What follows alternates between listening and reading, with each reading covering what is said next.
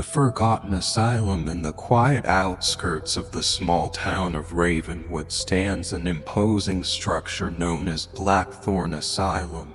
For decades it has been the subject of hushed conversations and wary glances. Abandoned for over 50 years, the asylum has a reputation for being haunted by the tormented souls who once lived there. It is said that at night, if you listen closely, you can hear the anguished cries of the forgotten patients echoing through the crumbling halls. One late October night, 3 college students, Jack, Emily, and Sarah, decided to explore the asylum. They had heard the stories and were eager to prove their bravery. Armed with flashlights and a sense of adventure, they made their way to the decaying building. The iron gates, rusted with age, creaked ominously as they pushed them open, stepping into the overgrown courtyard. The asylum loomed before them, its windows shattered, and the once grand entrance now reduced to a shadow of its former self. The air was thick with the smell of mold and decay, and the wind seemed to whisper secrets as it rustled through the trees. Jack, the self-proclaimed leader of the group, led the way, pushing open the heavy wooden door with a grunt. Inside, the asylum was even more eerie. The walls were covered in peeling paint, and the floor was littered with debris. Faded medical charts and broken equipment lay scattered, remnants of a time long past. As they ventured deeper, their flashlights flickered, casting long, unsettling shadows. They made their way to the main hall, where they found rows of rusted metal beds.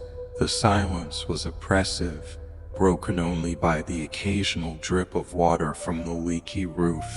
Emily shivered, feeling a sudden chill. "Do you feel that?" she whispered. "It's like we're being watched." Sarah laughed nervously. "It's just your imagination," she said, though her voice lacked conviction. They continued exploring, moving towards the patient rooms. Each door they passed seemed to creak open slightly, as if inviting them in. Jack stopped at a door marked Dr. Hawthorne. "This must have been the head doctor's office," he said, pushing the door open. The room was surprisingly intact, with an old desk and a leather chair. On the desk was a thick, dusty journal. Jack picked it up and began to read aloud. October 23, 1965. Another patient disappeared last night. That's the 3rd one this month. The staff is becoming uneasy, and I fear something sinister is at play. As Jack read, the temperature in the room seemed to drop. Emily hugged herself, trying to ward off the cold. "We should go," she said, her voice trembling. "This place is giving me the creeps." But Jack was intrigued. He flipped through the pages, reading more entries about strange occurrences and unexplained phenomena.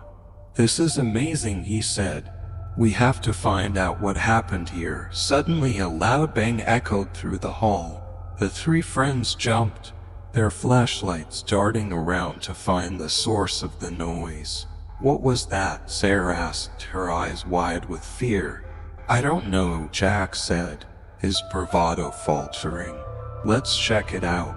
They followed the sound to the basement, where the air was even colder and the darkness seemed to press in on them. As they descended the stairs, they heard faint whispers like distant voices carried on the wind. The basement was a maze of narrow corridors and small rooms, each one more unsettling than the last.